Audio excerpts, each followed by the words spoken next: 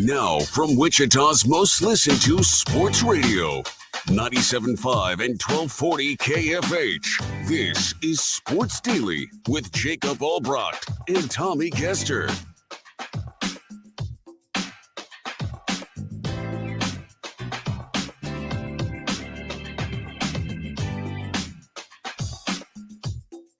All right, welcome back in, everybody, to another Sports Daily. Jacob Albracht, Tommy Castor here with you on a Tuesday. Royals back on track. We'll talk about that a little bit. Patrick Mahomes, the most influential person, according to Times, or one of the most influential people, I can say, according to Time Magazine. The Rashee Rice situation, another development there, some news as it pertains to that. We get the NBA playoffs kind of in action here. Lots to come here on Sports Daily. Glad to be here with you this week on the show. Jad Chambers back in the chair, man, in that IHOP hotline for us. Glad to have Jad back. Glad it was a good vacation for Jad. A trip around the country there for Jad. We got lots to get to today. We'll do it here. The number on that IHOP hotline is 869-1240. You can always get in touch with us that way. You can always get in touch with us on social media. You can tweet at us there, Tommy and I, on X. You can leave your comments as well on our video streams, which are easy to find on Facebook, on YouTube, or on X. Just search KFH Sports Daily there. Easy to find, to watch, to comment, all of it. Tommy, how are you this morning? Man, I'm good. I actually neglected yesterday to mention, and this is something that I kind of know about myself. I tend to forget things, kind of a forgetful guy. My wife's birthday was yesterday. I neglected to wish her a happy birthday on the show. So yeah, I mean, it was okay. It's not like she listens, so it's not like, she called me out on it, but I neglected to mention her birthday yesterday. So happy belated birthday to my wife, Morgan. We had a nice evening last night, went to dinner with the kids and her parents and enjoyed some birthday cake, and it was a good time. But here's a quick story about that. And again, this is where I'm forgetful. This is where I'm a guy where I don't typically do this sort of thing. But, when it's your wife's birthday or it's Mother's Day, then it's up to you to have to kind of try to do all the efforts, when a lot of times you lean on your wife to handle those things. I thought I had everything covered. I got her a birthday cake, thought everything was good. We get back to the house.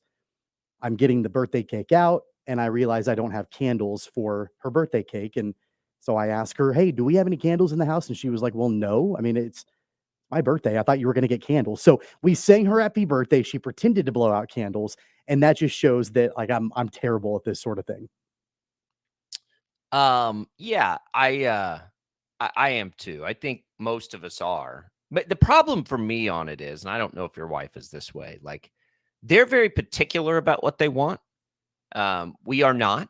So when we say whatever, we kind of just mean like whatever is going to be good. Yeah. Like, whatever's good. I ask now, it's to the point where my mom made me this cake growing up that I love. And so I'm like, can you just make that cake? And so that's kind of the thing for me. But other than that, it's like, yeah, whatever. Women may say whatever's good. In my experience, that's not the truth. Yeah. That's not the truth at all. Yeah. I've stopped trying to whatever guess means read my mind and give me exactly what I want. And if you don't, I'm going to tell you how miserably you failed and make you feel terrible about it. I've got her just like telling me now exactly what it is she wants, like to the point to where she'll send me a link, and I'll go and buy it. And then, for Christmas, and this might be taking it a little bit too far, but my wife is notorious for buying her own gifts, wrapping her own gifts, opening them up on Christmas morning, even though she already knows what it is. And she wrapped it for herself. But you know what? It takes the guesswork out of it. Like, I'm fine with that. It doesn't bother me all that much. There was a part of me at one time where I'm like, man, it sure would be great to surprise her, but she's not good at surprising. So I would just rather her tell me exactly what she wants, and then we just handle it. Yeah, I'm not good at surprises either. I like to blow them. It's really hard for me to get something and then wait that long for somebody to open it, honestly. I'm a very impatient person. I think we've been over that before. So it's hard for me. We don't even really, like, sometimes she'll get me a shirt, which is great because I don't ever like upgrade or update. I wear this. I think I've had this shirt I'm wearing right now for probably 10 years now. And it's at the top of my drawer. So that's what I wear. I'm not good at that. So a lot of the time, like, that will get thrown in. It's perfect. It helps me like kind of keep updated. But for her, it's usually just like a I don't know, like a subscription to something or a gym. So it's not really like there's never a lot of physical nature to it. And it's good for me because whenever I do that, I inevitably get something that's not what she wants. And then it's like, well, and then, she feels bad. I feel bad, whatever. Gifts are hard. Listen, the struggle's real for us. Bonehead guys, you women out there, just tell us what you want. We'll you just tell us what you want and we'll do it. We're fixers. We're solvers. We can't guess. We're not good at that. So happy birthday to your wife out there. I hope it was a great dinner and a great night. I'm certain that it was. No milestones or anything. No milestone birthdays are there. No, not yet. And even if it were, I don't think this would be the place that I would want to share that. My wife and I are both coming up on milestones. I know. Her first. I bagged a kook. She's a kook. So her first. She's coming first here pretty quick, and then I'll follow not soon after. But yeah, it's that time of life. Here we go. Patrick Mahomes is nowhere near that same milestone. Still a young man, still killing it in the NFL, killing it in society, in the world. Named one of Time's 100 most influential people. I think that I would totally agree with that. Kids wear the Oakley looking Brett the Hitman Hart sunglasses are all the way back, the haircuts all the way, like all the things that, that are so subtle that are showing his influence. The thing I've always appreciated the most about Patrick Mahomes is, man, he's had a lot of distractions around him in life, and it just never wavers him. Like, just always does and says the right thing, always successful, all these things. So that's a pretty cool thing for him. I think it's absolutely true. I think whoever the king of the NFL is should probably always be on that list as far as pop culture for America. And so Patrick Mahomes is there. What I thought of immediately, though, when that came out was just in this last one season, I think Travis Kelce may have been more influential than Patrick Mahomes just because he was constantly in everybody's news. He's in football news, obviously, but he's hitting the Entertainment Tonight stuff. His podcast is the top podcast. He's dating Taylor Swift. Like that. When I saw that, I was like, man, this maybe should have been Kelce's year on the Time influential list, or even his brother, the Kelce's. Maybe they can go in as a tag team. And I wonder, if there's a major difference. We might just be talking about semantics here, but a major difference between being most influential and most popular, or most influential and most newsworthy. I think those things are maybe a little bit different. Criteria. I think that for Mahomes, that influential part, I just think about everything else that he's involved with. And, of course, a lot of players are involved in their own foundations and things like that, but he does a ton with the 15 and Mahomes Foundation. And then, of course, the ownership stake in the Royals, what he and Brittany have done with the KC Current, which is just incredible, and that new stadium in Kansas City. I mean, he's been just this ambassador for Kansas City. And then, of course, his popularity in the NFL is second to none. As far as the Kelce's, I mean, come on, like 100%. I mean, just the way that, they garner the headlines and the attention and all of that. I don't know if you caught on, this happened over the weekend, if you saw any of the drama with Travis. He and I think Jason, both of them were being honored at Cincinnati. And I don't exactly know what all of the festivities were all about. I do know that I believe Travis left Cincinnati before he actually got his diploma. I think he was gone from the university. And so they did like this mock graduation ceremony. And Travis, and you can find it on social media, he's decked out in a cap and gown, and he's just demolishing a beer on the stage at Cincinnati in his cap and gown. And a lot of people, they didn't get the context of it. And, there were these aggregator accounts on social media that were saying how disrespectful and classless Travis Kelce was at the Cincinnati graduation celebration and commencement ceremony, chugging a beer on stage. And it's like, okay, that wasn't the actual graduation ceremony. That doesn't happen for a while. This was something specifically for Travis and Jason. It was all in fun. He happened to be wearing a cap and gown, but it wasn't anything official. So, let's pump the brakes on it. But it just shows that everything that the Kelce's do now is under a microscope, and it is newsworthy.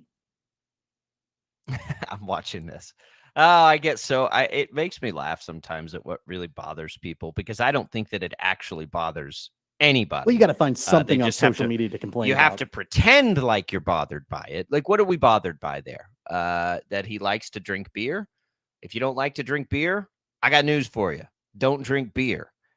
Like it's a pretty simple solution. Like if he wants to drink a beer, he can drink a beer. If you don't like it, don't drink beer. If you don't like XYZ, don't do it. Like I've always felt that way. Like, why does that bother you so much? Yeah, who cares? It was like, you have to think of them now. Like, it's like pro wrestling. Like he's just looking for a crowd pop, right? Like he's very popular there. Did he already have his degree and just missed the ceremony?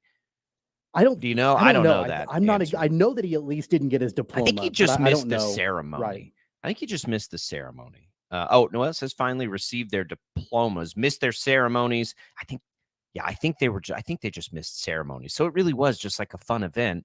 And that's kind of his shtick. That's his thing. It's like Stone Cold Steve Austin. Like when your thing is to chug a beer, everywhere you go, everyone's going to want to see you chug a beer. Okay. Like that's a part of being a character, which he's sort of created for himself. You got to fight for your right to party. You got to chug a beer, like all that stuff. That's all it is.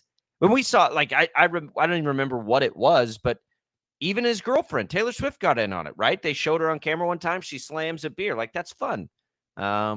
If you want to get offended by that, go keep it to yourself. Nobody else. What was that? What was that Debbie Downer skit? What's that Debbie Downer skit? Oh, you remember those? From SNL? Yeah, was that SNL? Yeah, that was SNL. It's just Debbie Downer. Yeah. You know what? Just keep your negative comments to yourself. So Debbie Downer. Yeah, and apparently this was, I guess, a live recording of New Heights that they took back to Cincinnati to do an episode of the podcast from their alma mater, and it was dressed up like it was a graduation ceremony.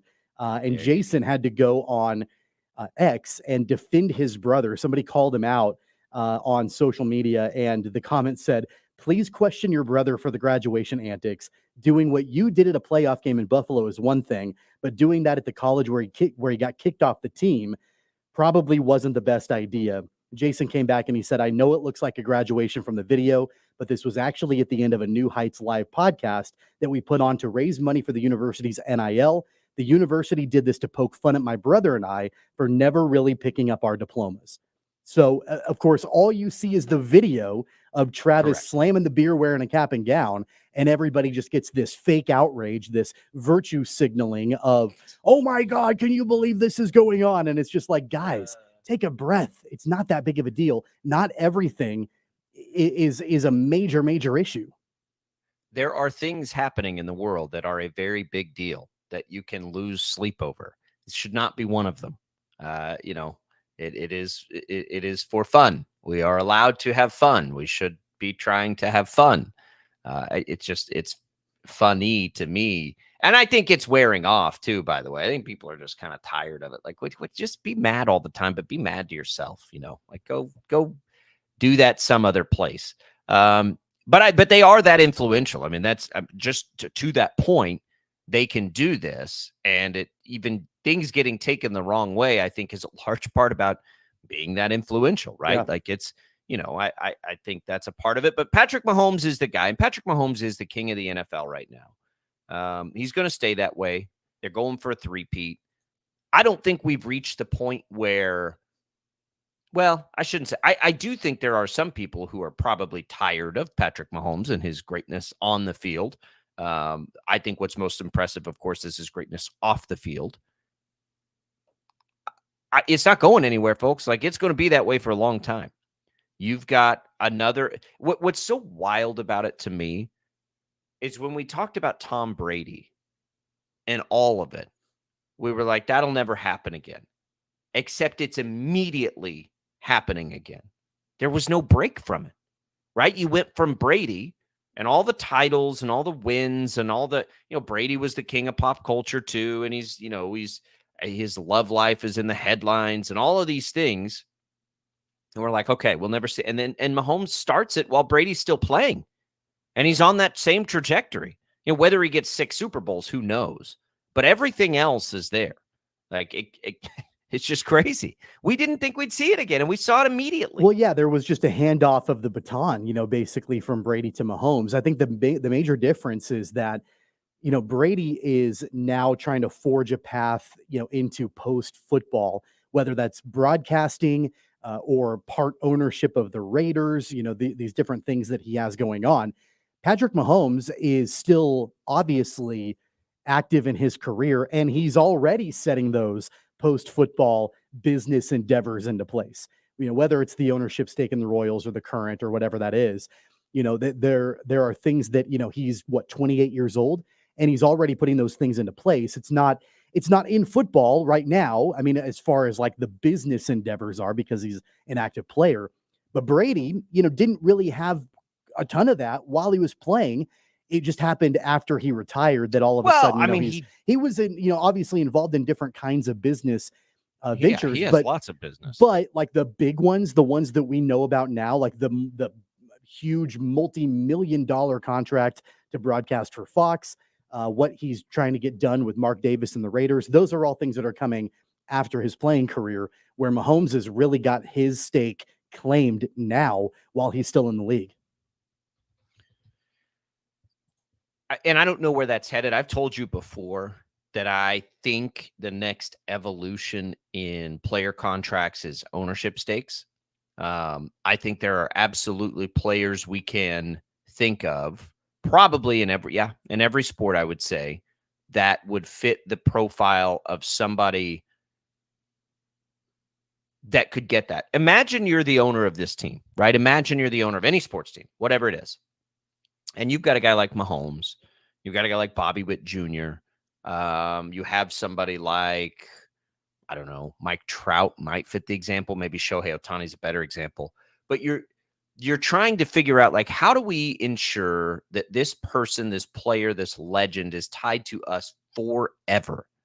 And I think the way, and it would be interesting because you'd have to really weigh out the value of, because I don't know what you'd be willing to give up, right? Because you can't do this all the time. But if you're the Chiefs, let's say, do you say, Patrick Mahomes, while you're a player, we want you to have a 1% ownership stake. You keep a 1% stake.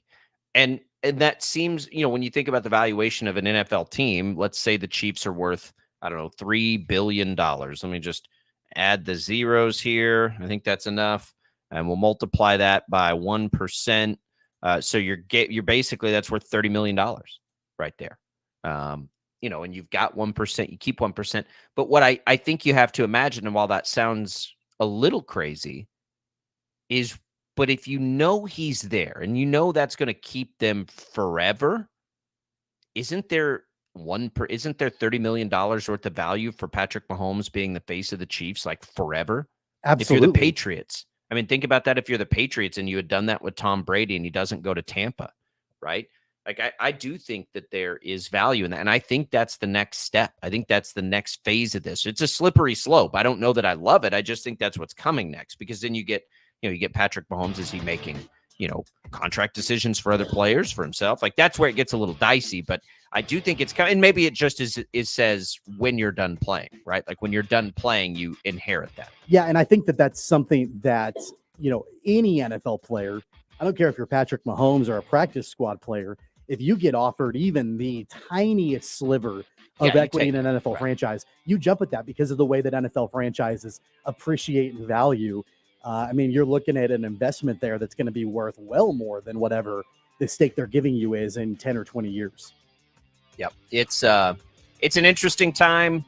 Mahomes gets it, even when his teammate maybe had a claim at it this year with the Kelce's, but that happened. We've got other Chiefs news. Rashee Rice, is he with the team? We get an update from Mahomes and Andy Reid yesterday. They talked about the offseason program beginning, and we get another development off the field with Rashee Rice. So we'll get to all of that as we make our way through your calls on the IHOP hotline, 869-1240. A lot to get through. We'll get through the Royals last night and then back into today. Salvador Perez injury news, pretty optimistic injury news, but we'll go over why we think that is as we make our way through this Tuesday edition of Sports Daily. It's Albracht and Castor. We'll be right back.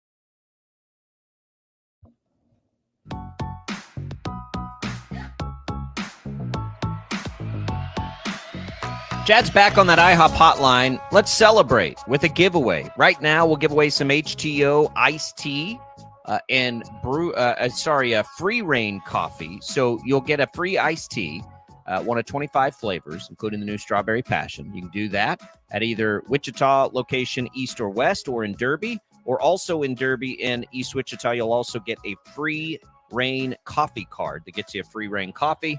These work great for teacher appreciation as well. You could give those to a teacher that you want to say thank you to, but you can do that right now on the IHOP hotline, I should say, 869-1240. Glad to have Jad back. We're feeling festive, so we'll do that right now to the first caller. Jason chimes in on the Kelseys. He says he agrees they would have been a better choice this year, and then asked Tommy, did you go hibachi for your wife on her birthday? I did not. No hibachi. What's funny, Jason, is that and I know we talked about it after I got it. I got a Blackstone, a couple months ago, and we use it a lot. And when I say we use it, my wife uses it a lot. I mean, I'll do a couple things here and there, but man, if you're talking hibachi, she is the queen of the hibachi. So I'm not. And so I feel like it would have been the wrong move on her birthday for me to say, honey, I need you to go out to the Blackstone and make us all hibachi. Happy birthday. So maybe another time, maybe for like my birthday, maybe for Father's Day, I'll have her go and do that. But no hibachi last night. You should ask her. You can either have birthday candles or hibachi. Which one would you like? I can't handle both. My stupid right. pea-sized Nope. brain cannot That's right. comprehend both of those things. You get hibachi or candles, one or the other. Yep. That's what you do. You handle it that way. Appreciate the comment there. By the way, you can always leave your comments on our video streams, Facebook, YouTube, and on X. You can watch those and comment there. We can get those comments right here and out over the stream and on the air. So we talk about the Patrick Mahomes piece of Chiefs news yesterday. So yesterday was the official start of the Chiefs offseason program, which is voluntary. It's virtual. So I don't know what all this is, but Andy Reid, of course, he opens and talks about it. Andy Reid and Patrick Mahomes and Nick Bolton, for what it's worth, talked yesterday. And Reid, before anything started, hey, I'm not going to talk about Rashee Rice's legal situation. We're letting that, the law enforcement piece of that play itself out. He said he has talked to Rashee Rice. And then, just as far as some housekeeping, he was, rightfully asked. Rashee Rice has been participating in the team's Zoom meetings, which is really all it's been. And then Patrick Mahomes said, because remember, Patrick Mahomes, as a part of the offseason now, it's like a tradition. He brings the receivers to Texas, and he works with them all offseason. And he said Rashee Rice has been also doing that. So Rashee Rice has been doing the football stuff through all of this legal stuff. That we get confirmed yesterday. We also see yesterday, and this is no surprise, but it's a part of how, long and difficult this is going to be for Rice, is that he's being sued for a whole lot of money. He will almost certainly lose those lawsuits, if not settle for most of the amount. So, this will be, again, like we try to bring this back to football to some degree on this show. It's all of it piling together. The fact that he almost certainly will face an NFL suspension. Still not out of the woods on jail time here, although I think he will be able to avoid that. It's no guarantee. You have all of that there. And Tommy, the Chiefs have to address it somehow.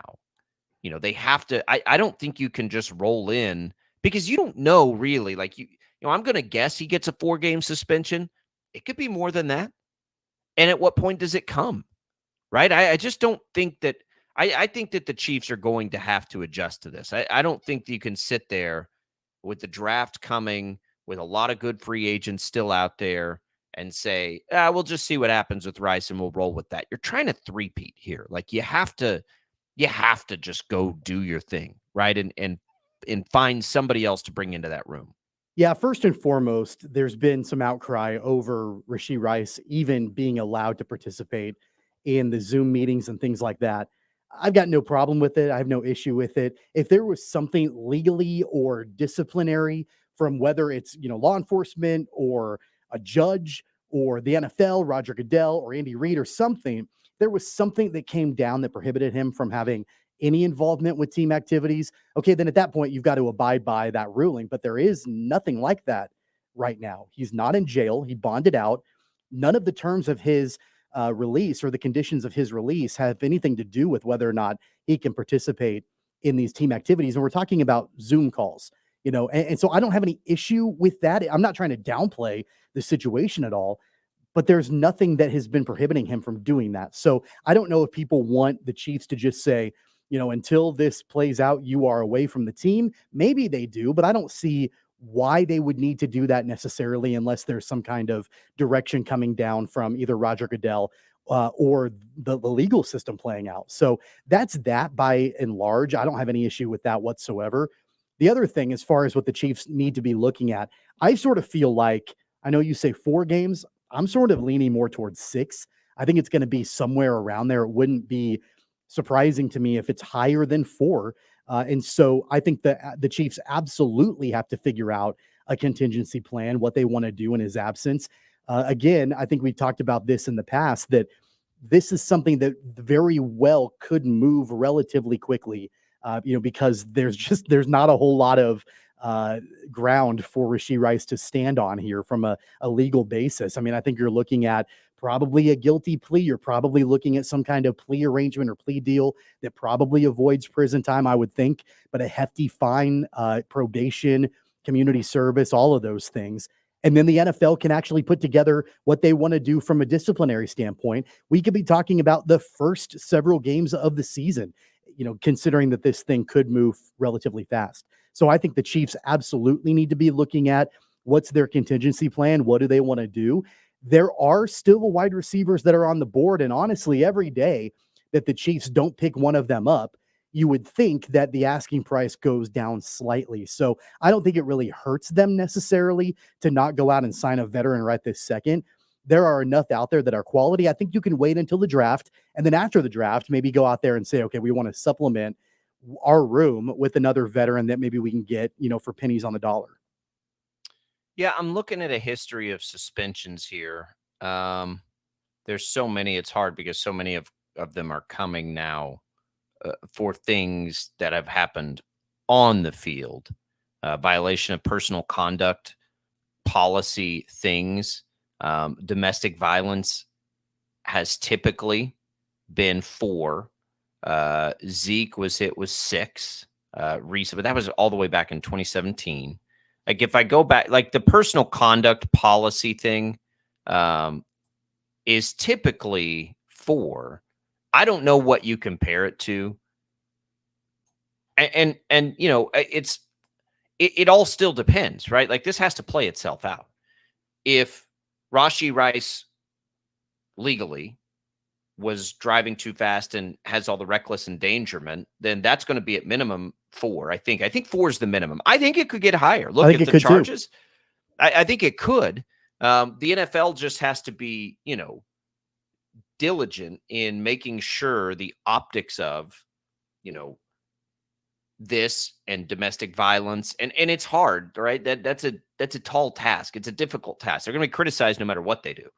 For some people, they will be like, well, that doesn't meet the precedent that you've set through other suspensions. And there will be some people that think Rashee Rice should be kicked out of football, I'm sure, and all these things. So I'm not sure what the NFL will do, but I think it'll be at least 4. I think it will be 4, but I think it'll be at least 4 and could be more. And so if you're the Chiefs trying to three-peat and you're waiting for all this to happen, it's got to play itself out. These civil cases, I don't think will impact any of this. So you don't necessarily have to wait on the civil cases, except you kind of do, Tommy, because other evidence could get, put into play here, right? There could be other factors that maybe don't get brought into the criminal piece of this. They get brought into the civil piece of this that could impact how you evaluate this if you're the league or the Chiefs. The other thing is the Chiefs have to, typically teams will just allow the NFL to do this and handle this.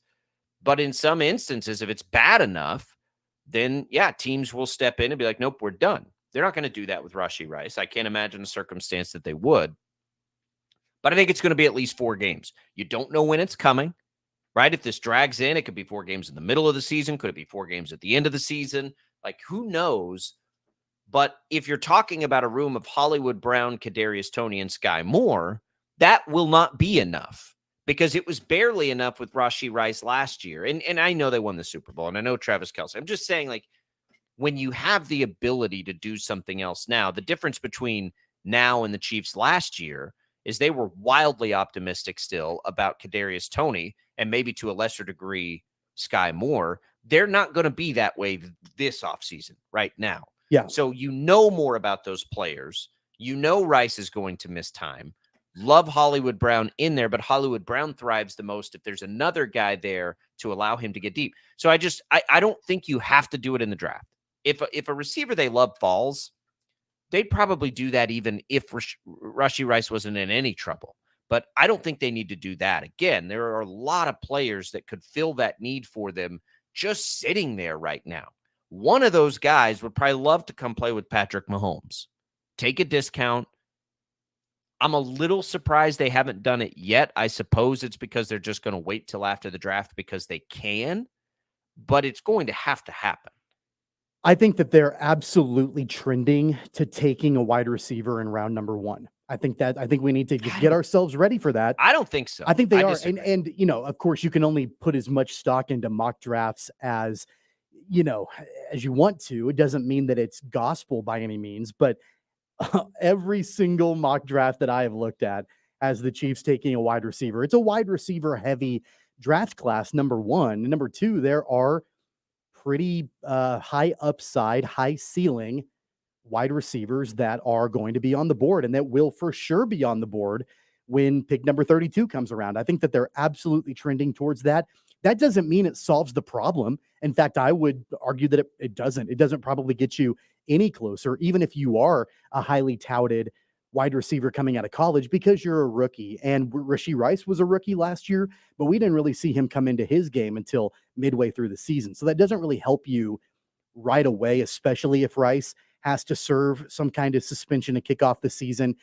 It really does feel like the wide receiver room is taking one step forward and two steps back, right? I mean, you've brought in Hollywood Brown, and that's great, but you're losing Rashee Rice. You're not bringing back MVS. Not that he is anything special, but you're not bringing him back. You know that for sure. So now you've all of a sudden got, like you mentioned, Hollywood Brown, Kadarius Toney, and Sky Moore.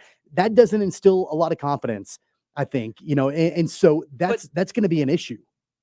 But Rice isn't going to be suspended the entire season. He's not. No. So I think that by the end of the season, you feel better about the room. Absolutely. I feel great about it. I mean, you had Hollywood Brown to the mix last year. Hollywood Brown is such a perfect complement to Rice and Kelsey, which is why I think that that's one of the best moves of any team, the most impactful that any team made in the offseason. You remember back to where we were like pipe dreaming what receiver could come in.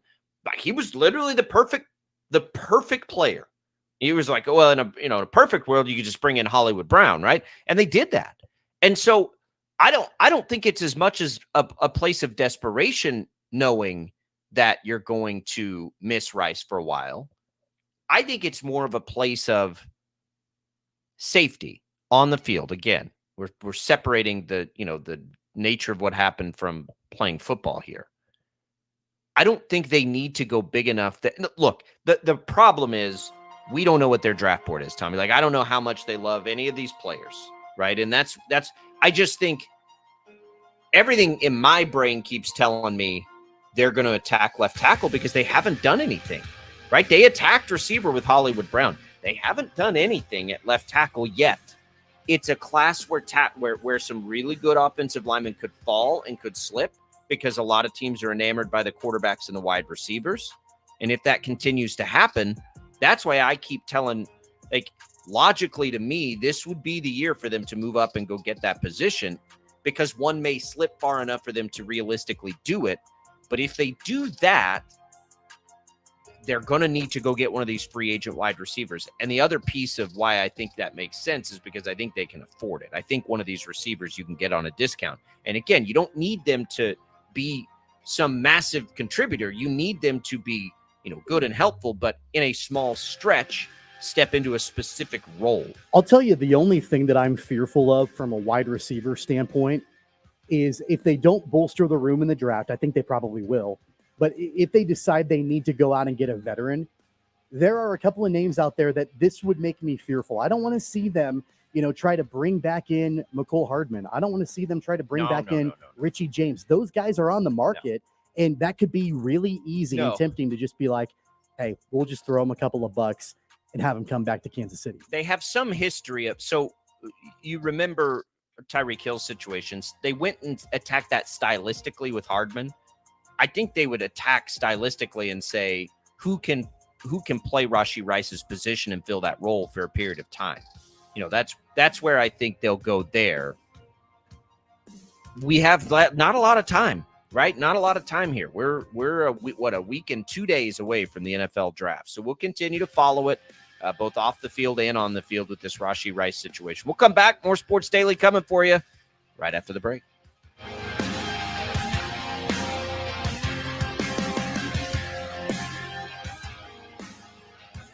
97.5 and 1240 KFH. It's time to electrify your excitement for NBA playoff action with BetMGM. Want to boost your odds on your next NBA playoff wager? Just log into your BetMGM account today to receive an odds boost token for playoff hoops action. Then place a wager on any NBA playoff matchup and apply your token. Just make sure to bet up to the minimum stake odds and legs specified on the token. If your boosted wager hits, you'll score up to 50% more winnings. At BetMGM, we're adding more excitement to every playoff showdown. Enjoy BetMGM's exclusive offers on the biggest playoff games and try betting features like Same Game Parlay Plus. Tap into postseason thrills with the King of Sportsbooks. Claim your odds boost token today and turn up the heat at BetMGM, an authorized gaming operator of the NBA. BetMGM and Games play responsibly. See BetMGM.com for terms. 21 plus only. Kansas only. This is the customer offer. Subject to eligibility requirements. Unrestricted funds. Please gamble responsibly. Problem, call 1-800-GAMBLER in partnership with Kansas Crossing Casino Hotel. It's the 16th annual Independent Living Resource Center Golf Classic at Sand Creek Station in Newton, Friday, May 10th. We welcome players of all abilities and promise a great day of golf at one of the best courses in Kansas. The tournament starts at noon with lunch before and a steak dinner after the tournament and beverages. There'll be awards and chances to win great prizes along with a live auction. Proceeds from the tournament benefit ILRC's Greater Expectations Autism Program for young adults with autism. For more about the tournament, visit ilrcks.org.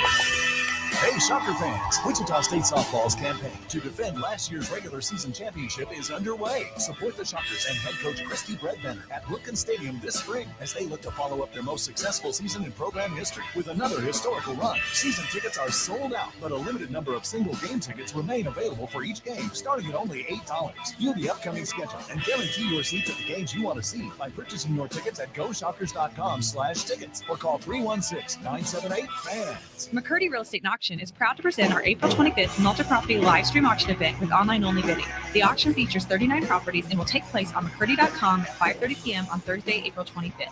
All properties will be open to view and tour on Sunday, April 21st from 1 to 5 p.m.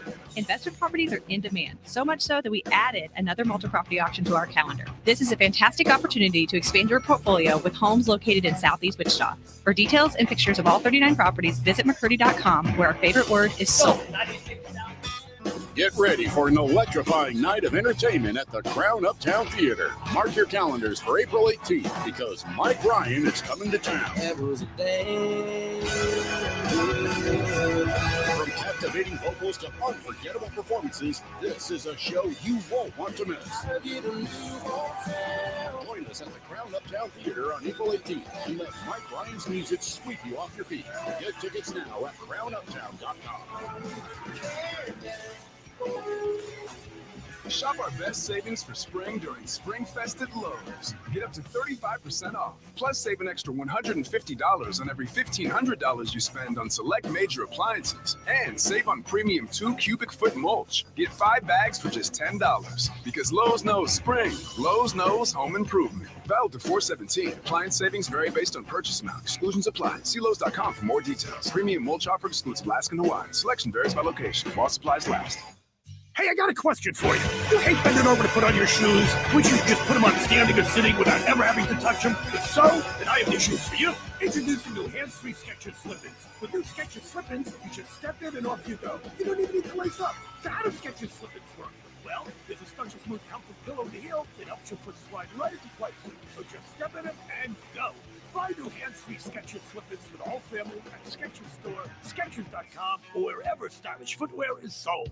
KIN Sports, I'm Spencer Dupuis. The Royals shut out the White Sox 2-0 last night behind a Vinny Pasquantino solo home run in the fourth inning. A phenomenal start by Seth Lugo as he went 7 innings, giving up just 4 hits and striking out 4. Lugo is now 3-0 on the season with a 1.05 ERA. Chris Stratton came on in the 8th, giving up no hits, no walks, while striking out a batter. A complete 180 from his Sunday performance. Julius McArthur got the saving line, striking out 2. Before the game manager Matt Contreras talked about how Lugo was able to force soft contact. Well, I mean, you see there, I think it was the 6th inning with the double play. I mean, he went from having 80-plus pitches after 5 to he was still in the 80s after 6 because of the forcing contact. And, you know, the way he can do it is because the ball moves so much. And he's going both directions. He can pitch up, he can pitch down. So it's hard. It's not as easy as he makes it look. The Royals improved to 11-6 and take on the White Sox for Game 2 tonight at 6:40. Brady Singer will pitch for KC Kansas Information Network Sports. I'm Spencer Dupuis. The commercials are over. Yo, I haven't got all day. 869-1240. Time to get busy. This is Sports Daily on KFH.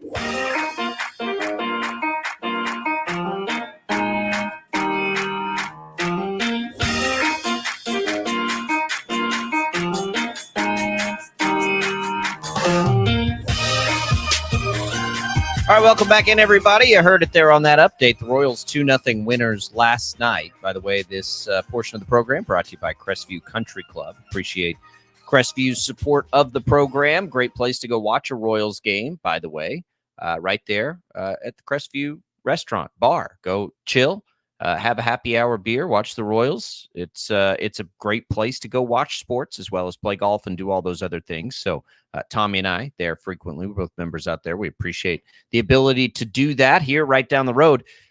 Tommy, the Royals last night do it well, and they do it again with the bullpen. It looks like MacArthur now is the team's closer, I would think. So, credit to Quatraro and for making an early change, which we sort of called out, as the time came. Seth Lugo was fantastic again. Now through 4 starts, just a 1.05 ERA. What a signing that looks like it was.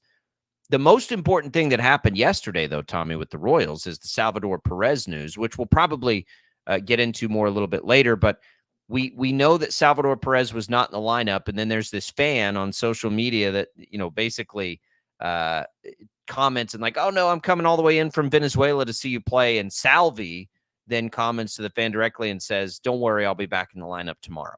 So we really didn't know. It did not look good Sunday when he came off the field. We talked about this yesterday. But if he's back tomorrow, crisis averted, and you can just sort of keep rolling right along if you're the Royals. Yeah, what they called it, a grade 1 strain, I believe, of his groin is what the diagnosis maybe was, and that there's no pain, maybe a little bit of tightness, and that apparently Salvi lobbied to be in the lineup last night, and Matt Quatraro shut that down, and he should be back in the lineup tonight. I mean, it's a major bullet dodged for the Royals, no doubt about it. There's a lot to get to, I think, with Kansas City, and a lot that we'll be talking about in hour number 2, whether we're discussing Seth Lugo, who has been, by all accounts, masterful to start the season. I mean, I don't think there's another word to describe him or a better word to describe him. He's been great, an ERA just over 1 in his 4 starts. He's been, every bit of an ace for Kansas City here early on in the season. Vinny Pasquantino has come alive in the last week or so, had a huge home run last night. I don't know if you saw the replay of that. It was gone off the bat. I mean, that guy crushed it. He started off the year really poor coming off of that injury and has started to find his groove again. That's really important for the Royals offensively. I think he's raised his average over 100 points in the last week and a half, which is great to see. So there's a lot to talk about with them overall. Again, we've said it before. They're playing the White Sox, right? The White Sox are a dumpster fire. They're 2-14. They're a terrible baseball team, but still, this should be building confidence for Kansas City. It should be building, that confidence that even though they're playing a lowly opponent like the White Sox, they're going to be able to go out there and compete night in and night out. And so having these confidence boosting series against teams like the White Sox, it's only good for the Royals. Yeah, you want to pile up the wins, and you got to take advantage. Look, there are a lot of times where teams that are really good in a season don't beat up on the bad teams, and it can keep them out of the playoffs. I think it's very important that the Royals, beat up on bad teams, continue to win these games against the White Sox. These are in the American League this year. You don't get a lot of these opportunities, and so now to be, what are they now, 5-0 against the White Sox? Is that right? The other game, the other series was a 3 or a 4 game. Maybe it was a 3. I don't recall. But either way, a lot of the wins for the Royals this year, roughly half, right, have come against the White Sox. What does that mean? Does it mean we're overly optimistic because they just have had a lot of opportunities to play the White Sox? Perhaps, maybe. But remember, the Orioles were a part of that too. So it's too early. We're just trying to get a sense for big picture how good the team will be. And it appears that they'll be good. It appears that they'll be contenders. It appears that it'll be competitive. But having Salvi as a part of that is a big deal. So is having Vinny Pasquantino. Yeah. Right? I think the other thing to point out is we're talking about, they're just beating the White Sox. It shouldn't be that big of a deal. At the very beginning of the season, there was a lot of talk about how this balanced schedule that the that Major League Baseball has put into play over the last year or two makes divisional games that much more important because you're not getting as many of them as you're talking about a division race and trying to make the playoffs and all of that. I don't care if the White Sox are in first place or in last place in the division. They're a divisional opponent. There's a premium on those games now. So absolutely beat up on them as much as you possibly can. Yep, it's you have to. If it's it's a requirement almost to make the playoffs. We can get back into the Royals in the next hour a little bit. The IHOP hotline is open for you, 869-1240. Congratulations to Adam for winning our HTO and free reign coffee giveaway. Enjoy that on us. We're going to continue into hour number 2. We're pretty open right now. It's interesting, Tommy, to go to this time of year and be this wide open as we are. But I want to talk a little bit about the NFL draft, the quarterbacks, what teams need to do. We'll go a little bigger picture. We focused a lot on the Chiefs. What about what else is at the top of the draft? This is an interesting quarterback class. I don't think there's ever been a better group of teams for early quarterback picks to land into than some of the teams at the top of this draft. We'll get into that when we return on Sports Daily.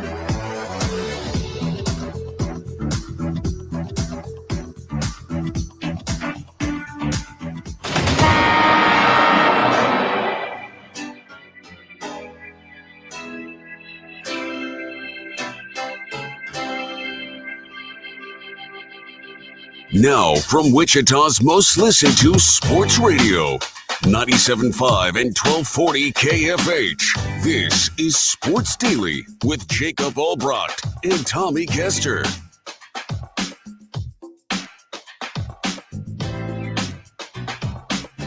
All right, welcome back in, everybody. Hour number 2 here of Sports Daily. It is Jacob Albracht and Tommy Castor. We are glad to be here with you early in the week.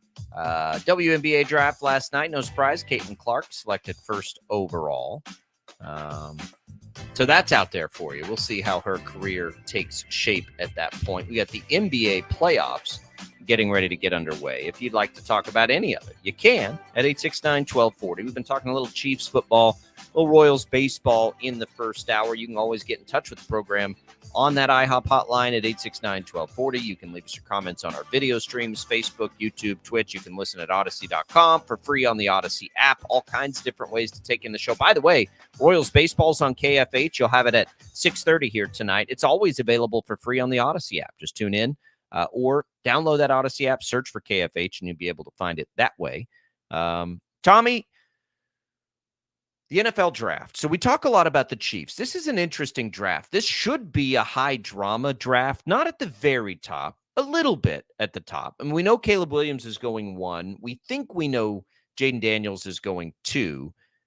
We think Drake May is going 3. 2 and 3 could switch. Maybe J.J. McCarthy mixes in there to some degree. Some people think that the Giants will move up to 4 to take J.J. McCarthy. Some people think that, the Vikings will move up to take J.J. McCarthy. Do you need to move up to 4? Do you need to move up to 5 where the Chargers are? Most people have the Vikings moving to that spot. But what if Arizona's open for business and they don't want to just take a receiver and somebody moves up to 4? So there will be plenty of drama and intrigue there. Most of it, revolves around these quarterbacks. And if you're looking at this quarterback class, right now, you just don't want to be the guy that ends up in New England. No offense to New England, but Chicago now, DJ Moore, right? Keenan Allen, maybe another one of these top rookie receivers, an ascending team, a playoff contender. You talk about Washington, pretty good weapons on that offense. Not as good an offensive line. They bring in Austin Eckler. They have talented receivers there. So I'd say a pretty good spot, honestly, there in Washington when you think about other situations rookies have walked into. The Patriots, not so much. Wouldn't want to be a part of that, right? Not a ton of talent at receiver, decent backfield, whatever. And then whether it's the Giants and the Giants aren't going to be as good. I'm not sure how good a spot the Giants are anymore, but boy, the Vikings, there may not ever have been an early first-round quarterback that lands in a better spot than whoever lands in Minnesota with Jordan Addison and Justin Jefferson and TJ Hawkinson and a good offensive line and an offensive-minded coach and all of these things. There are opportunities for a talented quarterback class to come into some really good situations and be high-impact players next year. We don't get that. Remember what, Bryce Young walked into a year ago, right, as the number 1 overall pick. We didn't think that C.J. Stroud was walking into as good a situation as he clearly was. Now, they drafted some other players to help him, and he's a superstar. But this is interesting for that reason, I think, Tommy. Like, we don't always get rookie, high-drafted quarterbacks with as many good situations that they could fall into here. You're crazy, though, if you think that New England is not a good situation for a rookie quarterback to go into. And I'll tell you why. Did anybody think that C.J. Stroud going to the Texans last year was a good situation in year 1 for him? No. Brand new head coach, brand new quarterback, brand new system, young players offensively, young players defensively. That sounds to me an awful lot like what the Patriots have going on this coming season. Brand new head coach in Gerard Mayo. A lot of young players offensively and players that have come over, none of which are major impact players, guys like KJ Osborne and Antonio Gibson. Of course, Ramondre Stevenson was there last year. But they brought in some players. Doesn't mean that they're big time players, but the expectations are super low if you're going into New England. And so I feel like that'd be a good landing spot for a rookie quarterback to come in because the expectations are super low and you can start to maybe have things work with your new head coach and your really young team around you. To me, that sounds a heck of a lot like what happened with D'Amico Ryans and CJ Stroud last year in Houston. And I'm not saying that New England from a top to bottom roster construction perspective is going to be as talented or as good as what Houston had last year. But I do think there are a lot of similarities. If I'm a rookie quarterback, I wouldn't mind going to New England to try to build something together with Gerard Mayo. I think you're crazy if you look at all of these places and think that New England's anywhere near the weapons that somebody's going to walk into. I'm not saying like that, off but the you're top of saying your that head, players who's the best receiver? You're saying players wouldn't want to go to New England, and that No. I'm saying that's not what I said. I said if you're the quarterback, that's the last place of these teams you want to end up because they don't have as much to work with, right? Right now, you're looking at New England. Kendrick Bourne is decent, right? I mean, I guess KJ Osborne is number 2. Juju Smith-Schuster is there now. But when you compare that to the other places, even Washington, with the addition of, Eckler, you're talking about Jahan Dotson, of course, Terry McLaurin, Curtis Samuel's there. They have Byron Pringle now. Like, that's a pretty good spot. They don't have a good line. The Texans last year, I think, have more to do with C.J. Stroud. But even last year, you walked into that, and we didn't know what Tank Dell was going to be. But we all like Nico Collins, right? They bring in Robert Woods. Noah Brown got brought in there. You thought that John Mechie, as an early pick, was going to get back and get healthy. Now, he obviously got hurt. But I'm saying walking into the situations of all of those teams, I'm not saying New England's awful. New England's not as bad as Carolina was last year. I'm just saying when you compare it to what else is there, I mean, when you look at Chicago, Minnesota. Now, I will say this. I'd probably rather be in New England than New York with the Giants if they're the team that ultimately moves up. I would concede that for sure. But these other spots are incredible opportunities just based on what's around you for these young players. I mean, Caleb Williams, if they go out and use 9 and are able to somehow use that to get Neighbors or Marvin Harrison Jr., that's as good as we've ever seen. Right, with Keenan Allen, DJ Moore, one of those guys, pretty talented running backs. Their line's not bad. The defense got better. Like, you don't get those opportunities very often. Honestly, you could equate it to some degree to where Patrick Mahomes was able to land in this dream scenario. Like, that's what the Vikings might end up with, right?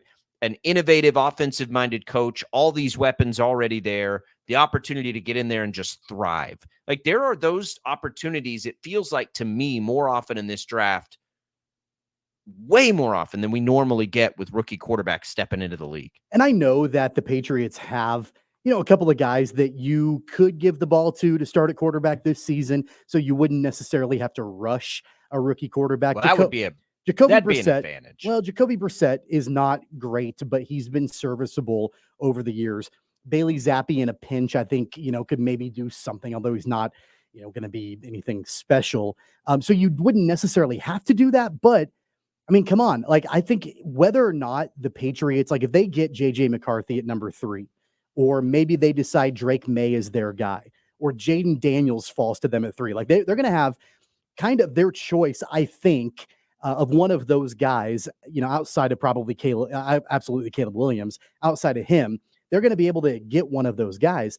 And I think that knowing the offensive roster around that rookie quarterback, not saying they're great, but I do think that whether it's Daniels or McCarthy or May, I think that any one of those guys will help improve that offense for sure once he's able to start at quarterback.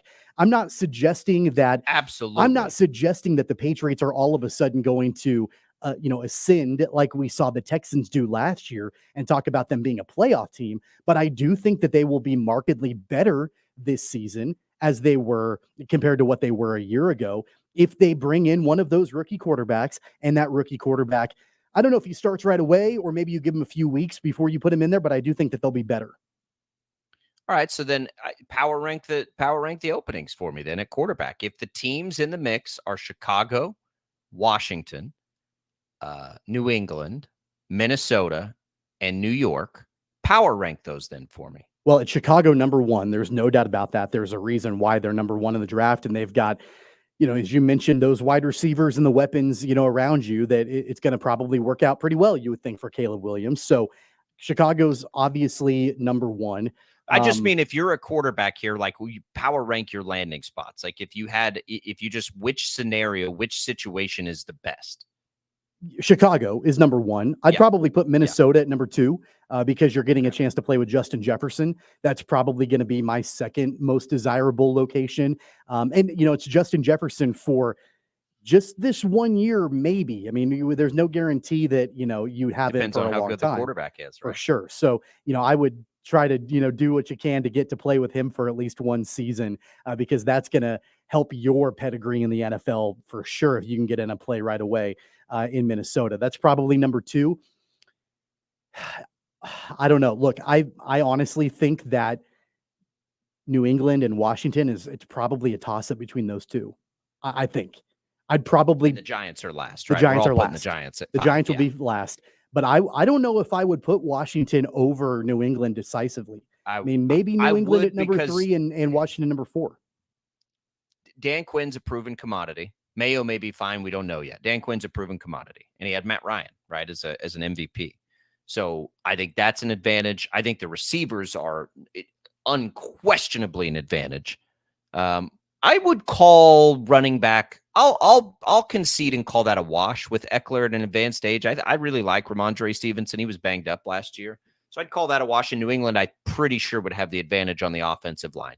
So it's close, but you got to, if you can start me with McLaurin and Dotson and Samuel, and that's a good room at wide receiver with a good coach.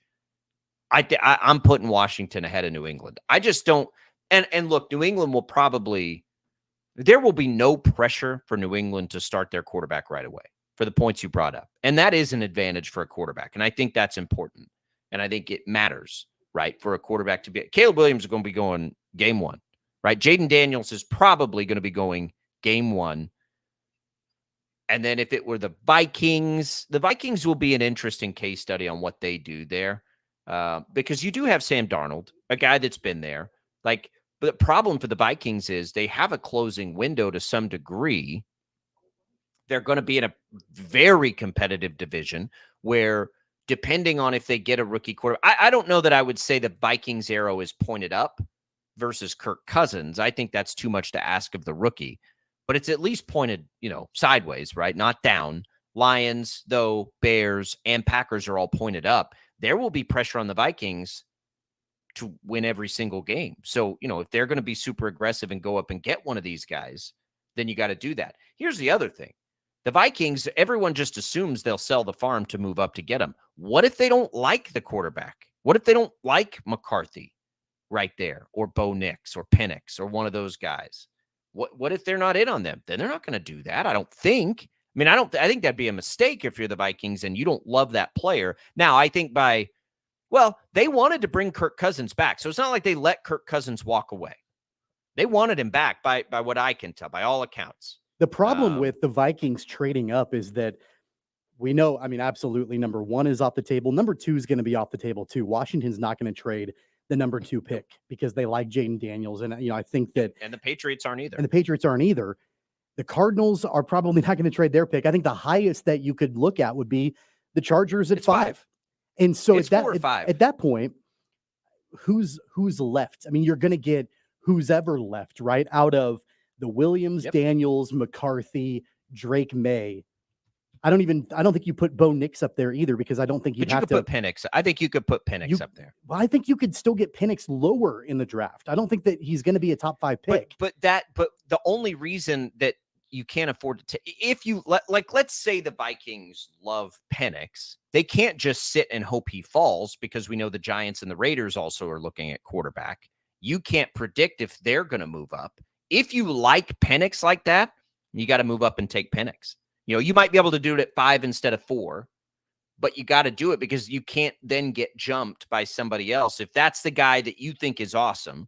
And the other strange thing with the Vikings is I think you want to build around Justin Jefferson, right? But you kind of got to know this year. And if you don't love any of the quarterbacks, like, this is supposed to be the class, and I don't know who the next guy is next year. I think it's Shedeur Sanders. We've talked about that before, and I think that was you and I. Was that you and I? Like, he is at the top of most lists at quarterback. So if you love that, but they're not going to be in a position to take Shedeur Sanders because they're not going to be bad enough to pick number 1 overall. So they really do have this like fundamental dilemma. Are we building around Justin Jefferson? Are we blowing this thing up? Do we love any of these quarterbacks enough to trade an extra first-round pick next year to go up and get them? Like, all these things. To me, the Vikings are the most interesting team in the draft. They are. Because they have so many decisions to make. They have put themselves in a position now to move up as high as they need to because they got an extra first to do whatever it is that they need to do. But you also have to guess at what the Giants are going to do, what the Broncos are going to do, what the Raiders are going to do. At minimum, those teams. You have to guess at what they're going to do, right? Yeah, and if you care about what, guys like Mel Kiper say and their mock drafts and things like that, I mean, he doesn't have, and this just came out yesterday, he doesn't have Michael Penix going until the second round. And so I feel like, and not that Michael Penix is not a good quarterback. I think he'll be really good. But I think that there is that thought, like, if I'm the Vikings, yeah, I might like Michael Penix, but do I need to trade up to number 5 with the Chargers to get him? If I like it depends on how much the Giants and Raiders like him, doesn't it? If you like whoever is left out of the top tier quarterbacks at 5, and I'm not including Penix in that, if it's McCarthy left on the table, there will be one left on the table at number 5, kind of in that upper echelon of like the top 3 or 4 quarterbacks. I think it's going to be probably 3 of the first 4 picks will be quarterback, right? And then from there, like, the Cardinals are not going to draft a quarterback, and they're at number 4. So then you look at the Chargers, there's going to be one left, whether that's May or McCarthy.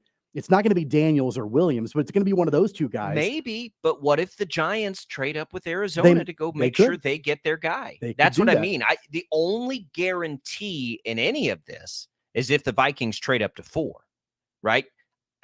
It would be hard to imagine the Cardinals turning down the opportunity at Neighbors or Marvin Harrison Jr. But if you get overwhelmed and you're the Cardinals, I mean, what are you going to do? Because Rome Odunze's there later. And any of these teams that are trying to move up, like Minnesota, you'd get pick 11. If it's the Raiders, you'd get pick 13. Where do the Giants pick in this thing? They pick at 6, right? 6. So if you're Arizona, you move down 2 spots. If Arizona traded that pick to the Giants, they are guaranteed either Neighbors or Marvin Harrison Jr., right? Because the Chargers aren't taking a receiver. Well, I suppose that, even if the Chargers did take a receiver, because the Giants aren't moving up to take receiver, right? So they move up, they take quarterback, Chargers take one of them, you're guaranteed the other one. That's the danger the Vikings face. So now you've got to blow away the Cardinals. You're trying to predict what the Giants like at the same time is evaluating what you like, because you may love the quarterback and think they're going to 5, and then all of a sudden the Giants move ahead of you and take him at 4. And now everything has fallen and the sky is falling if you're Minnesota. At that point, yeah, you could sit back and you could hope Penix or Bo Nix or whoever it is falls, but that you might be reaching at that point. I'm of the belief that if the Vikings, like, let's say it's May, McCarthy, or Penix, because I don't think Bo Nix is in. He's certainly not for me. But if it's one of those 3 guys and you're the Vikings and you love one of those 3 guys and the other 3, right? Like whatever the first 3 picks go, let's say it's May at 3. And so then it's really Penix and McCarthy. If you love either of those guys, if you think those are the guy, if you think that is the quarterback for you, like the Chiefs did with Patrick Mahomes, think of it that way. Not you just kind of took a quarterback because you were slotted in there, but you moved up and took that guy you thought was the guy. Then you trade up to 4. You trade up to 4 even if it's Penix, even if you're, by everyone else's account, you're reaching on that at minimum by 10 picks, because I've seen him mock to the Raiders a lot. So even if it's, everyone's like, oh, well, I had him going in the middle of the first round. Why didn't? It doesn't matter. If they like him that way, you don't take any risk. You just go and get him. You don't think that's a risk? I mean, it is a risk. Well, if the you're risk, trading up to go get a quarterback. like the risk is if Penix is good or not, right? The risk isn't the movement to get him. It's if he's good. Because if Penix is awesome and you've moved up to 4, nobody's going to care what you gave up to go get Penix because he's great. That's what I mean. Like, it only really matters if these guys are good and what the teams think of this. Same thing with J.J. McCarthy. Okay, like, if you think J.J. McCarthy is awesome, the risk is that J.J. McCarthy isn't awesome. It's not that you've moved up to get him. It's that player isn't as good as you thought he was. Then on that note, the Vikings currently sit at 11. I think that they're absolutely – I think you could sit back and not even have to trade at all to get a quarterback like Penix. Like, Penix isn't going to anybody else more than likely before 11. So why in the world would you need to trade up to number 4? Say that, though. If they like Penix, then just sit and wait for him at 11. But what you don't know is if Denver or the Giants or another team likes Penix, because you can't afford. If you like Penix, you can't afford the risk that somebody else goes into the top over the top of you. I guarantee you, nobody is trading up into the top 5 to get Michael Penix. Whatever team that wants him, you can sit into the early teens and have a shot to get him. But Tommy, what if they know that Minnesota might be interested and all they'd have to do is trade up to 10? You just have to get one. You just have to get ahead of the Vikings. Like, if it's the Jets at 10 and you're the Raiders at 13 and you like Penix, you just trade up 3 spots. And now the Vikings are screwed. Do you really think there's all of this demand all of a sudden on Michael Penix Jr.? I like Michael Penix Jr., but I don't see all of a sudden multiple teams jockeying 1 or 2 spots in the draft around number 10 to be able to get Michael Penix. I think you can sit back and wait. I checked 2 mocks this weekend. Both of them had Penix to the Raiders at 13, right? So, and those also mocked Minnesota trading up, by the way. I think my point, you cannot risk if you think now, if you're not sold on Penix and you just want to sit there and see if he falls, that's one thing. But again, that only matters what they really think about Penix. But if they love the player or J.J. McCarthy, it doesn't matter who it is. You can insert name here.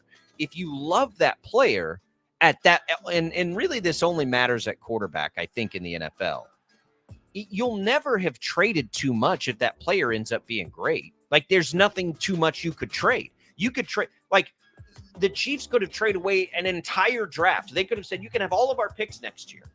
And they go and they move up to get Mahomes. There's not a soul on the planet that says, yeah, they didn't need to move up to get Mahomes. Yeah, they could have waited 3 picks. But if that doesn't pan out, then all of a sudden everybody's like, you mortgaged our future and gave up the farm for a guy that you could have waited on and got him later and not given in retrospect, you can always do that. But the point is, if you better if be the damn player sure ends up being that, you better be damn sure. Totally. That's the risk in the game, right? Andy Reid was sure on Mahomes because Mahomes was not getting mocked where Andy Reid jumped up to take him. No, everyone was like, Patrick Mahomes. Why did they move up that high to take Patrick Mahomes? They could have, same idea exists. I'm not saying any quarterback in this class is going to be Patrick Mahomes. That's not the point of the exercise. It's how risky do you need to be if you're the Vikings? And I think it's risky. We'll continue it. What do you guys think? 869-1240 on that IHOP hotline. We'll come back. More Sports Daily. It's Albracht and Castor on a Tuesday.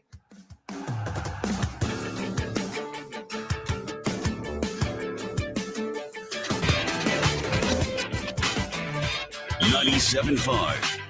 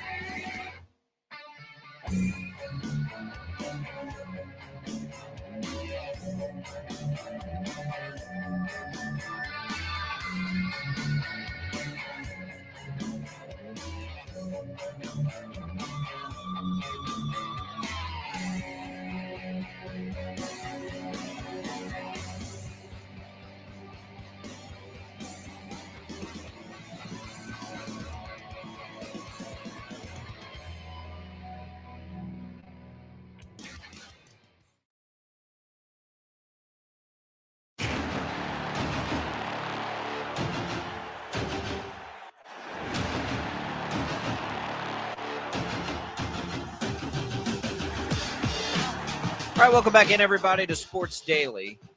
Rick chimes in on our conversation on this draft, says Penix may be okay, but those wide receivers he had made him look good. I didn't intend for this to be a conversation about Michael Penix Jr. I don't know what kind of quarterback he's going to be. It's more of a conversation on strategy in the draft. So let's say it's J.J. McCarthy then, who everybody does project into the top 5. Again, I'm not. This isn't a quarterback evaluation show. We can do that too. My point is how aggressive the Vikings almost certainly have to be here. Let's say it's J.J. McCarthy they love that way. It's J.J. McCarthy. He's their guy. They love him anyway. Drake May goes 3. Now 4 is sitting there. You know J.J. McCarthy's your guy. You know he's the guy that you love. He's the quarterback that you want to have. And the Cardinals are sitting there at 4, the Chargers at 5, and the Giants at 6. You have some indication that the Giants might like him. What do you have to do if you're the Vikings? And I think the answer is you got to sell out and move up to Arizona, because the Giants could do the same thing, right? You can't.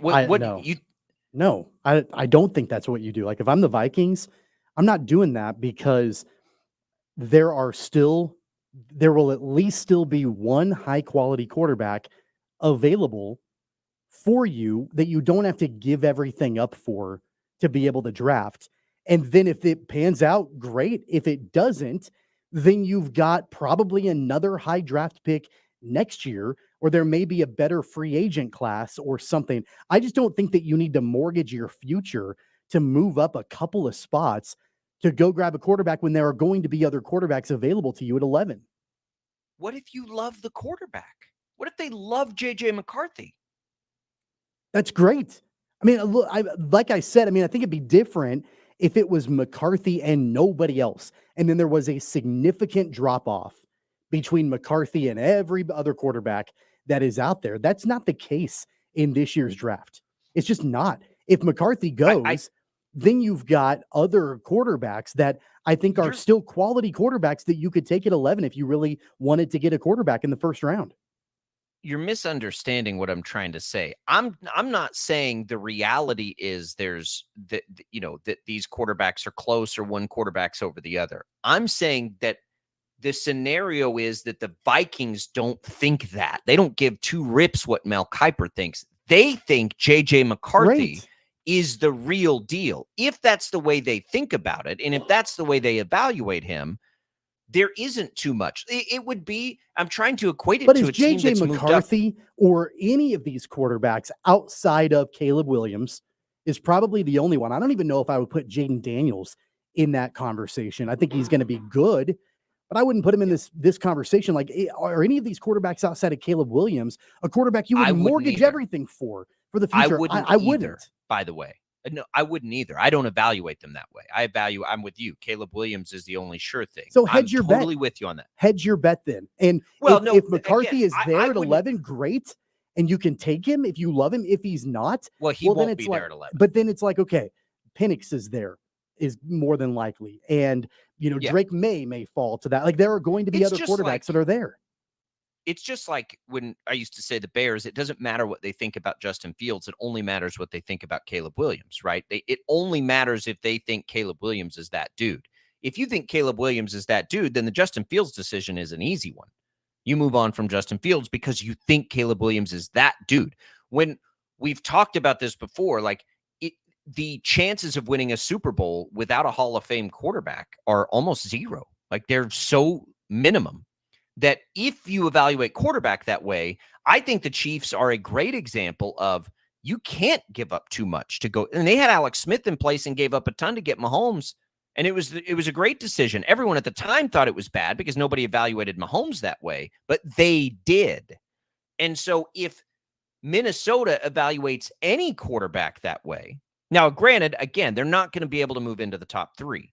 But if they evaluate somebody that way, that's my point. Like, if they think that, whether or not that player is that or not is a separate discussion. But if they think that they are, that's what I'm saying. You have to do whatever it takes to go get that player. They're not in a position to just take chances on this. They're in a position to win right now. So we'll see what they do. I don't know how they evaluate these players. Like you just say, and I know that you don't agree with this, but I know that you are speculating on what the Vikings state of mind is right now. You just said, if you're the Vikings, you can't take chances. I don't care how well you've evaluated any of these quarterbacks. It's impossible to figure out the sure thing.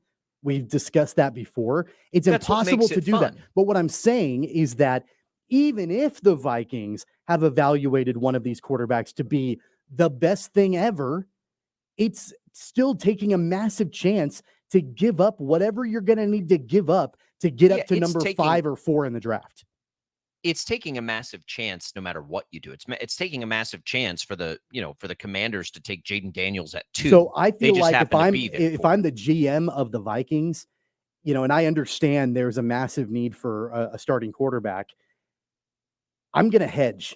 I'm just going to hedge. I don't feel like this is a scenario because I agree with you. They can't take chances right now. And the best way to avoid taking those chances is to hedge and to sit back and not trade up, stay at number 11, and take a quarterback that whatever quarterback is there that I feel like is the highest, because then I'm not giving up anything to get that quarterback. I can just take him, roll with him for this year. Hopefully it works out. I've got my franchise quarterback. If it doesn't, okay, it doesn't. And we can try again next year. Yeah. I mean, if you don't think that guy's that way, you don't even have to take the quarterback. You just roll with Sam Darnold. You can take the chance and fail. The Panthers did that last year with Bryce Young.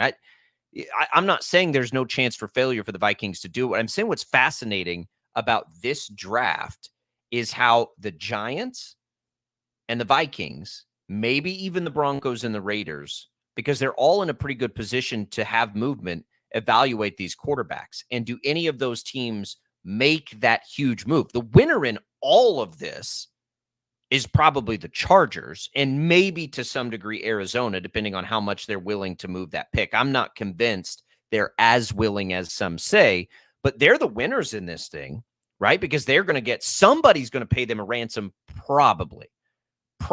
And if not, the Giants then become the winner, right? Because then they get to these guys to fall into their lap and make their pick. But if any of these teams don't like these quarterbacks, then they're not going to do that. They're not going to make those picks. And maybe I'll be surprised when draft day comes around. I'm not thinking that there are going to be teams that are going to give up a ton to move up to get one of the quarterbacks high up in the draft. I just don't think that's going to happen because, again, I'll bet you $1. Okay, I'll bet you $1 that 4 of the top 5 picks in this draft are quarterbacks. I bet they are too. I just don't think there's going to be a trade necessarily. I mean, well, they have to be. Arizona or the Chargers aren't taking quarterback. Okay, so there has to all be right. a trade. So I'm going to say 3. I think the top 3 picks will be a quarterback, And I honestly don't see teams trading up. And the reason I say that is, yes, there is a lot of talent, but also there is a plethora of quarterbacks that are available. Doesn't mean all of them are going to hit. Doesn't mean they're all going to hit. But last year, or the year, like, there have been years where it's been a pretty weak quarterback draft class. This year is not one of them. There's a lot of quarterbacks that are available where I just don't. It's a kind of a supply and demand question. I just don't think that there are going to be a lot of teams that feel like they're going to need to actually be super aggressive to go up and trade to get a quarterback, because I think that a lot of them are going to be able to sit back. The Giants are. I wouldn't advise the Giants to trade up either. There's going to probably be a quarterback available for them when they draft. I just think that those things are all going to play out without these teams trading up. Yeah, the Giants will be, again, it depends on how they feel about these quarterbacks. It will, but that's where we're at now. I think they'll be 4 out of 5. Tommy just thinks it'll be 3 and then they'll fall. I'm not saying that I think there should be 4 out of 5. I think there will be 4 out of 5. I would look, if I'm the Commanders and I'm the Patriots, I'm taking quarterback in those spots too, because they have to have it. And I'm intrigued enough by the guys in the mix there to take the risk if I'm those teams. But like, for me, the only quarterback that I watch consistently and I'm like, yep, I can see it as a pro, it's Caleb Williams. I'm intrigued by the others. I'm intrigued by J.J. McCarthy, to be quite honest with you. And in fact, dropping him into Minnesota feels like a high chance for success based on his skill set and what he would have around him. Dropping him into some of the other places, maybe like the Giants, that feels like it's a disaster waiting to happen. I know that there is a offensive style that would make more sense for certain quarterbacks in certain systems, and I'm not discounting that. If I'm the Vikings, honestly, I don't care if it's McCarthy, if it's Penix, if it's Drake May, if it's Bo Nix. Even I don't really, as long as I've got somebody there, that can challenge Sam Darnold. I've got the playmakers. It doesn't. I guess that really sums up my reason as to why, if I'm the GM, I'm not trading up, because I don't care who it is. Like, just give me a first round quarterback that's in the top echelon. The other wrinkle for the Vikings that makes them specifically so interesting is they're right on this edge of is this going to be the group, or are we going to have to start over? The Cowboys are on that edge, right? The Bills are on that edge. They just don't need a quarterback, and the Bills don't need a quarterback. The Vikings do, and seemingly have everything else. So it's like, okay. And I think from what I can tell, and I talked to my buddy Reggie Wilson, who used to be here. He's now in Minnesota. And I asked him, and he thinks that they really wanted to bring Kirk Cousins back. Now, them doing that should tell us that they want to contend right now, obviously, because it was going to cost them a bunch of money to do that. So my gut says that they're wanting this to be the group. Maybe. And if that's the case, Sam Darnold, maybe. But again, I think that it's one thing to want to contend right away when you bring back Kirk Cousins. It's another thing when Kirk Cousins isn't there, and then that might shift the mentality of what their direction is.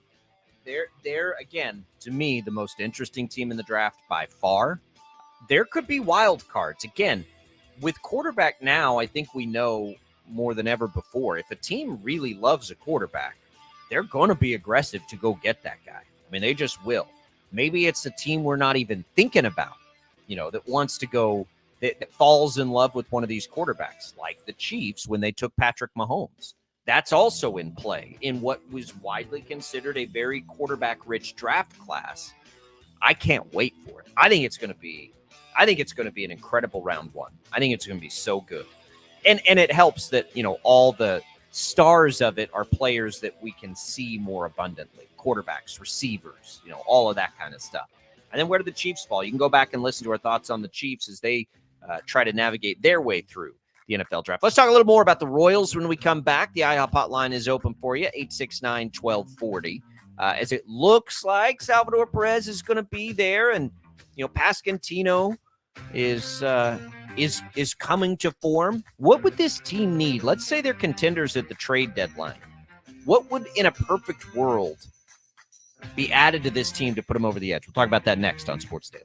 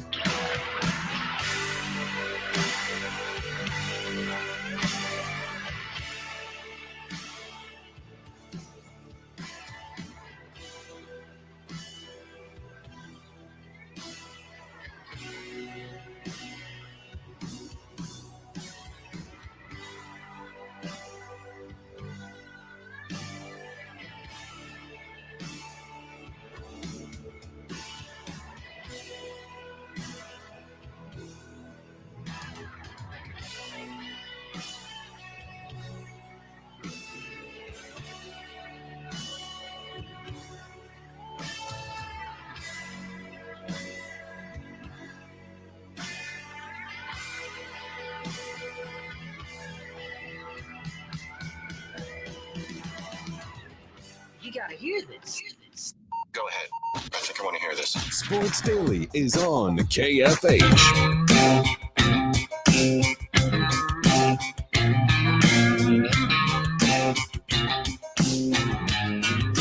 All right, welcome back in, everybody. We're taking a look at the Royals here in our last full segment. KFH hotline's open, 869-1240. It is Sports Daily. Jacob Albracht, Tommy Castor. So the Royals get another big win, another good starting pitching performance. Vinny Pasquantino starting to come into form in a big way.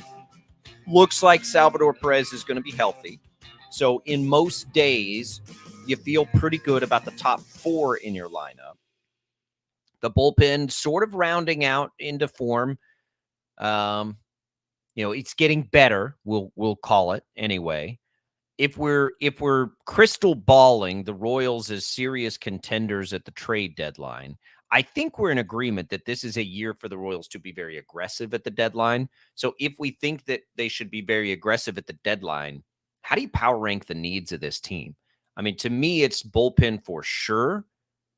I think they could have enough starting pitching. It's odd, Tom. Like, I'm not even sure at this point. I would say they need to go get a big time starter. I think they have enough starting pitching if they're healthy. Of course, that could change it. I think it's bullpen first, and then it probably is another bat for me. Yeah, it's 100% bullpen first and foremost. I mean, having an arm or two. I mean, you can never have enough late inning effective relievers. That's just, not something that you can have too much of. And so I think that they absolutely should look at something like that. If you get to that point, you mentioned it last hour about how it kind of looks like James MacArthur has found his way into some more high leverage situations. I like that. I want to see him continue growing in that role because he could be a lockdown guy potentially later in the season as they start to move away from Nick Anderson and Chris Stratton and, others in these high leverage situations. So I do like that. As far as like bats are concerned, I think that really if you're going up and down their lineup, really the weakest places from a bat perspective is going to be in the outfield, and so I wouldn't have a problem with them trying to go and get another outfield bat. Because if I'm looking at a team like the Royals deep into the season and trying to make a playoff spot, I mean, do you feel super comfortable with the outfield from an offensive point of view? Maybe from a defensive point of view, but I wouldn't mind getting another outfield bat.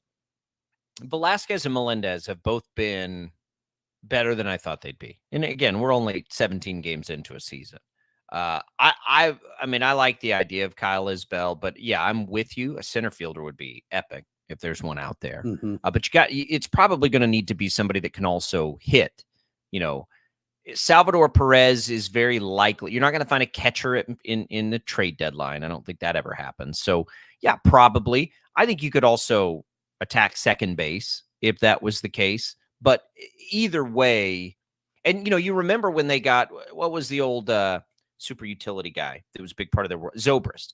Zobrist came in. Zobrist played a lot of positions and could help them in a lot of different ways. Those guys are probably also going to be out there. There is enough, I think, firepower in this lineup because you like the middle of the lineup if it's Witt, Pasquantino, and Salvi. Michael Garcia is going to need this to keep, he hasn't been awesome, but he hasn't been terrible. He's kind of a flashy guy or whatever. But yeah, I think there's room but it doesn't have to be some, masher in there. A little defensive versatility would be nice. And somebody who can get on base would be nice. And I think that would be enough. There's a couple of guys I know that they have on that roster that they want to be super utility guys, but it's, like Garrett Hampson, for example, they brought him in. He can play in the infield. He can play in the outfield. He's not done anything. I mean, he's got 20 at bats. He's batting 200, 1 RBI on the season. So you'd like to maybe have somebody else that, could be kind of that versatile defensive guy that maybe could be a bat, a little pop in the lineup as well. Hunter Renfroe you mentioned Nelson Velasquez and MJ Melendez being better than expected. I think Hunter Renfroe has been worse than expected. and so you've got to, I think, kind of take a look at that too, as far as what his availability, is, and the way you want to be utilizing him as the season goes on. Also, those are all secondary as of now, because it is the bullpen, and we're still a ways away, and they could very easily have their bullpen come into form to where they don't feel like they need to be super aggressive to bring in a bullpen arm. Although I don't care, like I mentioned, I don't care how strong that bullpen is. You could always use another arm or two. If they're in contention, they're going to be aggressive, even if they have a 10-game lead in the division. They have an opportunity. We think, again, it's way too early, but it sure feels like they have an opportunity to reach the postseason for all the circumstances that have nothing to do with the baseball itself. They almost have an obligation to be aggressive here to appease the fan base, get the fan base re-energized and fired up. They're trying to build a new ballpark, right? Best way you can do that is to make everybody love this team again. So we'll see. Look, it's not uneasy. Is it uneasy? There's some, like, I'm just excited, but I'm so cautious in that excitement, I think, with the Royals this year. A lot to like about this team. And they play again tonight, and you'll hear them right here. I'll tell you what time. When we return, get you the rest of the network on the day. It's Albracht and Castor at Sports Daily. Don't go away.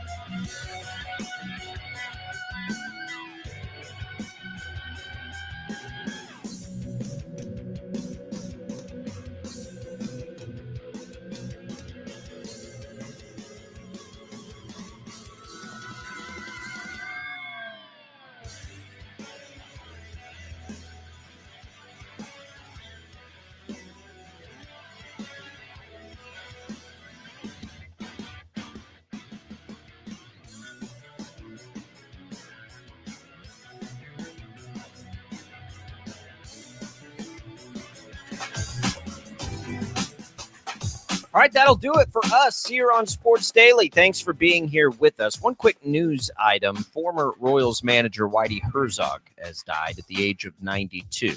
I think a lot of Royals fans remember him fondly. That just coming down the wire. All right, coming up today on the Infinity Sports Network, regular programming up until the Royals game, 6:30 right here on KFH. Don't forget Bob and Jeff here locally from 2 to 4. Glad to have that. Mornings here at KFH. Got to tell you, appreciate Prairie Fire Coffee for fueling us up and getting us ready to go. For Tommy Castor, I'm Jacob Albracht. We'll see you tomorrow.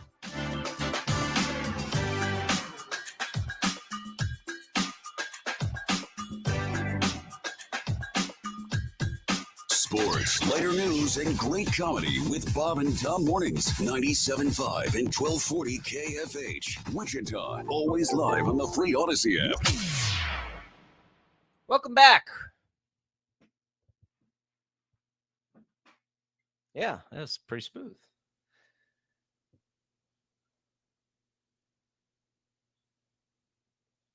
All right, let's go in 3, 2, 1. Coming up on a Wednesday edition of Sports Daily, we'll continue to watch that transfer portal. Any news, any notes from Wichita State, from K-State, from KU. We'll also continue to prepare for that NFL draft now just a week and a day away.